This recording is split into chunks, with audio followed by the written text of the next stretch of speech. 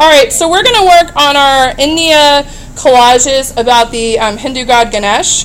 And so what you're going to do to start is, if you look up front here, I have squares of yellow paper and I have squares of blue paper. I picked yellow, okay? And what you're going to do is, this is going to be your background, alright, whichever one you pick.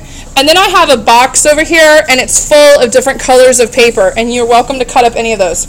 And so the way you're going to start is, I printed out these little elephant sheets for you to look at. And so you're going to pick out a sheet of paper. I picked blue, but you can pick any color you want. I mean, I have every color you can think of up here, and you're welcome to all of them. And I want you just to draw the outline of your elephant, okay? And it doesn't have to look perfect, all right? And I'll show you why. So you just want to start, and I'm sorry you can't see both because the camera just isn't big enough. But I'm going to kind of start down here at the bottom, and again, you can't see my whole sheet of paper on the screen, but it's really important that you use the whole sheet of paper, and the reason is you want your elephant to be nice and big, or it's going to be sort of a pain to do all the designs. Now again, when you draw the ear, you don't want the ear to be too big, because do Indian elephants have big ears or smaller ears? Smaller ears, okay? So that's all you really have to draw. Did I draw the tusks?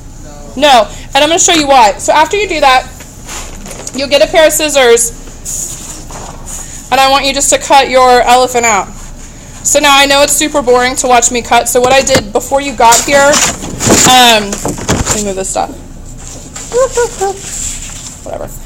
Before you guys got here, I cut out my own elephant, and what you do is, see how you can see the lines from where I drew it and stuff? If I flip it over, now you can't see any of that, and what I'm going to do is, I have 1 cup of glue for each table with 2 brushes. So please don't go and get new brushes. You can share the brushes that are there. And you're just going to smear some glue on the back. The cool thing about this glue, we're not using regular glue, we're using rubber cement, because the regular glue, if it gets on the front of your artwork, it sort of stains the paper. Rubber cement won't do that, and once it's dry, you just rub it with your finger and it rubs right off. You guys ever used rubber cement before? Like in a serious kind of way? A few of you have? It does dry quick, so you got to work fast. Okay, so here's my yellow sheet of paper. And I'm going to take my elephant and glue it to an edge. Okay? That's how I get started. It looks like an elephant, right? Like elephant-ish. Doesn't have to be perfect, right? Remember I told you that? So now what you're going to do is, let's kind of take a peek here at our example, right? So there's our example. See how I could cut another sheet of paper to make the elephant tusks? That's why I didn't bother cutting it the first time. Do you see all the different designs? So what I've done for you to make it easier is, I printed a sheet of paper with all different types of Indian art designs and motifs. You don't have to copy any of them exactly, but it's kind of a good place to start. So what I might do is, let's say I know I want to do this. This is called a paisley. Let's say I want to do this paisley. So what I'm going to do is, I'm going to pick out a sheet of paper. Let's say I've got this neon orange in there. That's kind of cool. And so all I would do is, I would just draw my paisley. And again, I'm not seeking perfection here. I'm seeking the best work you can do. Cut out my little paisley.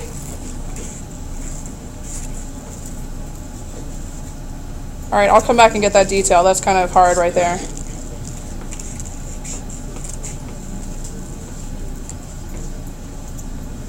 See, sometimes even I would normally cut this way, so I'm going to flip it over and kind of just guess. There we go. So now I have a paisley, and I just have to decide where I want to glue it down, right? Maybe up here somewhere, okay? And then what I would do is, I decide what kinds of colors are going to go on top of my paisley, okay? You want designs on top of designs on top of designs. Now, obviously when it starts to get really tiny, like if you wanted these tiny itty-bitty little designs in here, I would let you use a colored pencil for that. But it has to be a sharp colored pencil, and you have to push down nice and hard, right? Otherwise you won't be able to see the color. So for instance, if I have this little paisley, and I wanted to add some designs, I'm using a permanent marker, but you're going to use colored pencils, because my markers are not in good shape, right? So I would just sort of go on here